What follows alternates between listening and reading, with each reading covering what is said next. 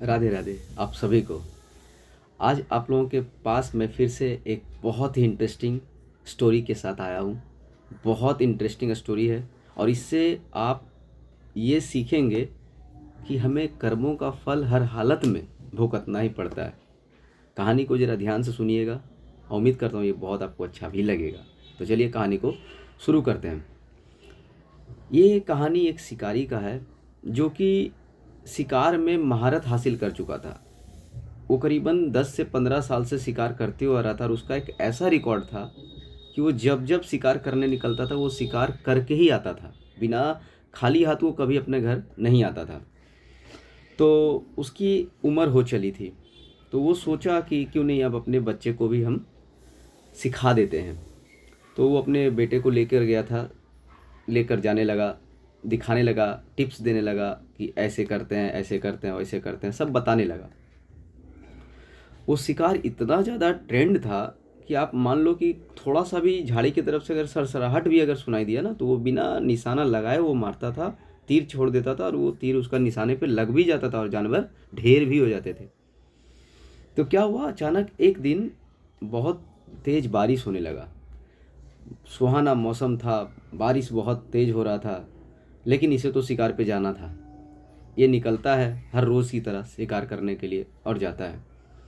देखता है जंगल में एक जगह पे एक करीबन 15-20 दिन का एक हिरन का बच्चा, जो कि देखने में बहुत खूबसूरत लग रहा था, बहुत सौंदर्य लग रहा था उसका दृश्य। लेकिन उससे इसको क्या, इसे तो बस शिकार करना था। ये निशाना छोड़ता है, डायरेक्ट तीर छोड़ता है उसके ऊपर में और वो तीर जाके लग जाता है उसके एकदम ठीक शरीर पे, हिरन के बच्चे का। अब वो बेचारा वहाँ पे गिर जाता है। 15-20 दिन का था वो।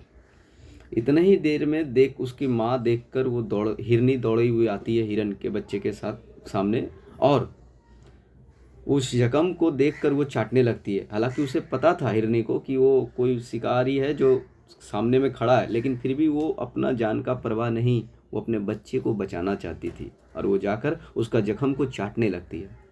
इतने में ही शिकारी देखकर और खुश हो जाता है और वो सोचता है आज तो एक नहीं दो दो शिकार आज लेकर जाऊंगा। और फिर से वो तीर निशाने पे साधता है और हिरनी को भी तीर मार देता है और हिरनी भी वहीं पर ढेर हो जाती है, मर जाती है। बस वो तो बड़ा खुश हुआ। ये करते करते एक झाड़ी की तरफ से एक और आवाज़ निकलता है और इस बार जब झाड़ी की तरफ से वो आवाज़ निकलता है, इसे तो उस तरह का पहले से ही पूरा प्रैक्टिस था, ये आवाज़ सुनते के साथ तीर छोड़ देना, और होता भी वही था। ये आवाज़ सरसराई सुनाई दिया और यह तीर छोड़ दिया जिधर से आवाज़ आ रही थी चलचलाहट की, और तीर जाकर लग गया निशाने पर।